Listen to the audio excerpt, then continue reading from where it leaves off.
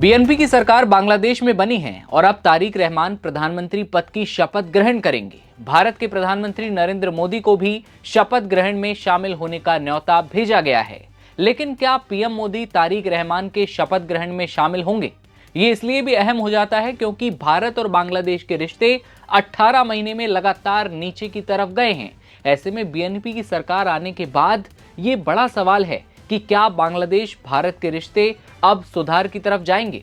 कहा जा रहा है कि पीएम मोदी के बांग्लादेश शपथ ग्रहण में जाने की संभावनाएं बहुत कम हैं, लेकिन इसके पीछे वजह क्या है, आगे बात करेंगे। बांग्लादेश की ओर से भारत को यह न्योता इसलिए भी खास हो जाता है क्योंकि जुलाई 2024 में शेख हसीना की सरकार गिरने के बाद से बांग्लादेश और भारत के बीच एक अविश्वास और तनाव देखा गया।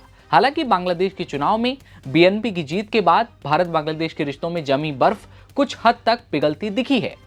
बता दें कि पीएम मोदी पहले राष्ट्राध्यक्ष हैं जिन्होंने बीएनपी चीफ को फोन करके बधाई दी। पीएम मोदी ने फोन तब लगाया जब नतीजों में दिखने लगा था कि तारिक रहमान की बीएनपी 2/3 बहुमत के साथ बड़ी जीत हासिल करने वाली है। इधर प्रधानमंत्री नरेंद्र मोदी के तारिक रहमान के शपथ ग्रहण के कार्यक्रम में शामिल होने की संभावनाएं काफी कम मानी जा रही हैं। इसके पीछे का कारण दोनों देशों के बीच हाल के दिनों में दिखा तनाव बिल्कुल नहीं है, बल्कि उसी दिन पीएम मोदी का बेहद अहम कार्यक्रम है। दरअसल 17 फरवरी को जिस दिन शपथ ग्रहण का समारोह है, उसी दिन फ्रांस के राष्ट्रपति इमैनुअल मैक्रों भारत दौरे पर होंगे और उसी दिन मुंबई में पीएम मोदी और मैक्रों की अहम बैठक तय है। इसके बाद दोनों नेता नई दिल्ली में एआई इम्पैक्ट समिट 2026 में हिस्सा लेंगे। ऐसे में प्रधानमंत्री का उसी दिन ढाका जाना बहुत मुश्किल माना जा रहा है। माना जा रहा है कि अगर पीएम मोदी व्यक्तिगत तौर पर खुद शामिल नहीं हो पाते हैं तो भारत की ओर से कोई वरिष्ठ प्रतिनिधि शपथ समारोह में तारिक रहमान के वहां पर भेजा जा सकता है। इसमें विदेश मंत्री एस जयशंकर या फिर कोई और अन्य शीर्ष पदाधिकारी शामिल हो सकते हैं।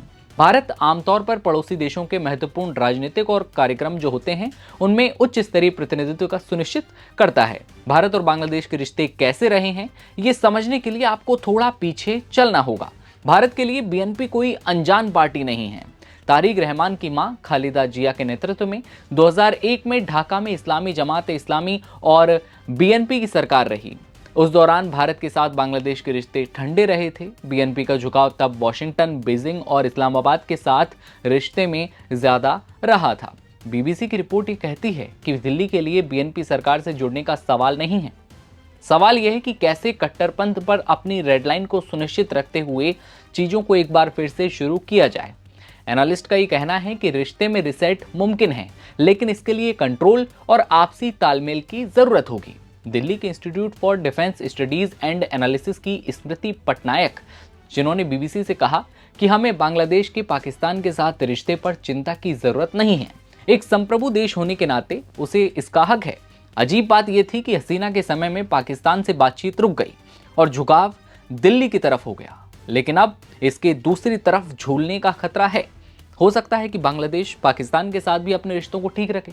पटनायक ये कहती हैं कि बीएनपी को ये मानना होगा कि हसीना के भारत से ढाका वापस आने की उम्मीद कम है। ढाका में विपक्षी पार्टियां सरकार पर जरूर ये दबाव बनाएंगी कि वो भारत पर हसीना की वापसी के लिए दबाव डाले, जैसा कि यूनुस की सरकार में हुआ। ऐसे में तारिक रहमान के लिए भी इस हालात को संभालना आसान नहीं होने जा रहा है। आर्थिक और सैन्य सहयोग की बात, भारत और बांग्लादेश सालाना मिलिट्री एक्सरसाइज करते हैं, कोऑर्डिनेटेड नेवल पेट्रोलिंग करते हैं, सालाना डिफेंस डायलॉग करते हैं और डिफेंस खरीद के लिए $500 मिलियन का इंडियन लाइन ऑफ क्रेडिट चलाते हैं। पटनायक कहते हैं, मुझे नहीं लगता कि बीएनपी उस सहयोग को वापस लेगी।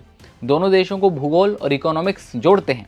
बांग्लादेश साउथ एशिया में भारत का सबसे बड़ा ट्रेडिंग पार्टनर है और भारत बांग्लादेश का सबसे बड़ा एक्सपोर्ट मार्केट बन गया है। दोनों देशों का लंबा साझा बॉर्डर और साझा संस्कृति भी रिश्तों को फिर से पटरी पर लाने में काफी मददगार हो सकती है। अब नजर रहेगी, क्या पीएम मोदी ढाका जाते हैं या भारत की ओर से और कोई वरिष्ठ प्रतिनिधि भेजा जाता है, क्योंकि संभावनाएं कम है कि पीएम मोदी शपथ ग्रहण में पहुंचे। ऑफिशियल अनाउंसमेंट का इंतजार है।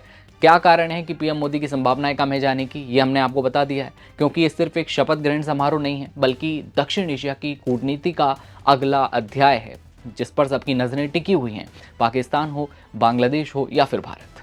और भी तमाम खबरें जैसी कोई अपडेट आता है आप तक पहुंचाएंगे। आपको क्या लगता है, क्या भारत की ओर से किसी वरिष्ठ पदाधिकारी को भेजा जाना चाहिए?